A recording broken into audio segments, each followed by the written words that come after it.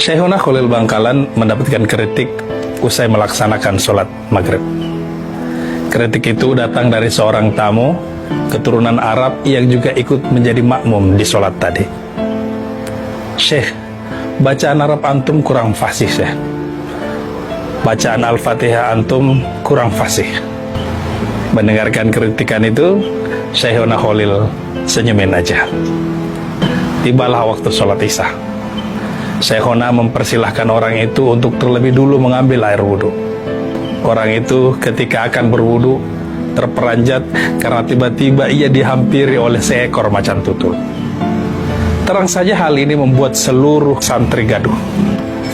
Di tengah kondisi itu, orang Arab tersebut memberanikan diri, membaca doa, kemudian mengusir macan tersebut dengan menggunakan bahasa Arab yang fasih. Bukannya pergi, macan tutul itu justru semakin tajam menatap dia, bersiap untuk menerkam. Mendengar kegaduhan itu, Syekhuna Khalil kemudian keluar dan melihat situasinya. Hanya dengan mengucapkan sepatah dua patah kata dalam bahasa Arab, yang mungkin bagi si Arab itu tidak fasih, macan tersebut justru pergi meninggalkan mereka. Dari situlah orang tersebut paham bahwa Syekhuna Khalil bukan manusia biasa, ia seorang kekasih Allah, ia seorang wali Allah. Dan dari situ juga ia mengerti bahwa ukuran kedalaman pengetahuan seseorang bukan pada kefasihannya dalam menyampaikan, tetapi dilihat dari seberapa ia mengamalkannya.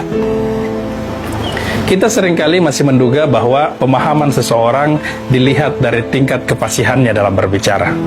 Padahal tidak selalu demikian. Justru orang yang pandai berbicara lah yang paling mungkin mengelak ketika sesuatu itu tidak sesuai dengan yang direncanakan. Orang yang pandai berbicara lah yang paling mungkin menjadi orang munafik.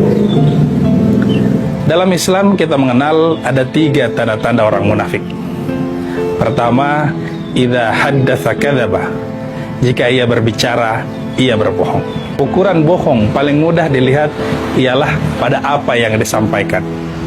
Apakah pernyataannya itu sejalan dengan kenyataan atau dengan pernyataannya yang lain? Kalau ia sejalan, maka ia kemungkinan jujur.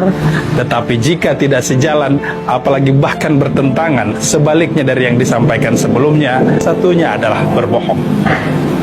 Apalagi saat ini, kebohongan sangat mudah ditelusuri dengan adanya jejak digital. Yang kedua, wa idza wa'ada akhlafa. Apabila ia berjanji, ia ingkar. Tapi bukankah orang ini sudah banyak melakukan hal-hal besar lainnya? Sederhananya seperti ini. Janji ibarat utang. Ketika seseorang berhutang saat tidak memiliki uang, lalu beberapa saat kemudian ia memiliki uang yang mampu digunakan untuk membayar utang, tetapi bukannya digunakan untuk membayar hutang, ia gunakan untuk sedekah, menyantuni ayat yatim, lalu membangun rumah ibadah. Pertanyaannya, apakah semua kebaikan ini menggugurkan kewajibannya untuk membayar utang? Sama sekali tidak. Demikian juga janji.